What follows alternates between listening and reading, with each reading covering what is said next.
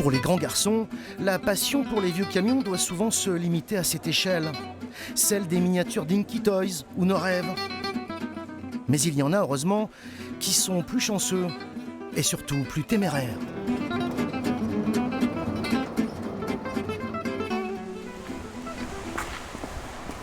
Alors parlez-nous de votre collection un peu. Alors voilà le premier véhicule qui est le plus ancien, qui est un Berlier CBA de 1919. Un GLC 4x4 de 1957, deux camions qui sont en attente de restauration, un GDR de 1946 et celui que je suis en train de restaurer actuellement, qui est un Berlier TLM 10 de 1960. Alexandre possède la plus belle collection de camions Berlier en Franche-Comté. Après avoir passé son permis à l'armée, il a concrétisé son rêve de gosse. Il y avait des routiers dans votre famille ? Pas du tout. Il n'y avait aucun routier, il n'y a pas de transporteur, rien.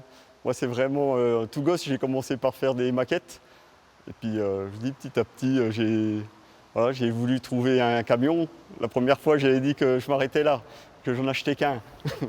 Et puis, petit à petit, voilà. Il faut l'avouer, si nous sommes allés voir Alexandre, c'est aussi parce qu'il possède l'un des modèles mythiques de la marque Berlier.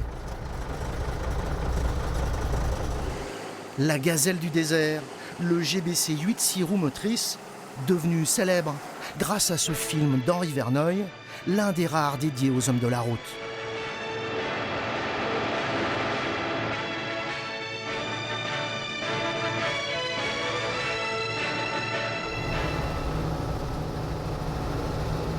Moi, les gens, souvent, ils font des appels de phare. Voilà.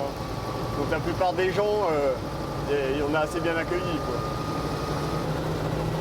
On se voit à la place de Lino Ventura. Ça nous rappelle 100 000 $ au soleil, hein. Il lui faut plusieurs années pour restaurer ces camions qui, à l'image de la gazelle, ne se laissent pas facilement apprivoiser. Il faut quand même tirer sur les volants, hein. Et puis le confort, c'est quand même assez spartiate, hein. On est assez secoué. Alexandre aime tellement les camions qu'il commence à manquer de place. J'en ai 17, dont 13 Berlier. On me prend pour un illuminé. Alors, les gens, ils ont du mal de comprendre. Par contre, quand on va dans les expositions de vieilles voitures, les gens, ils viennent bien voir les camions.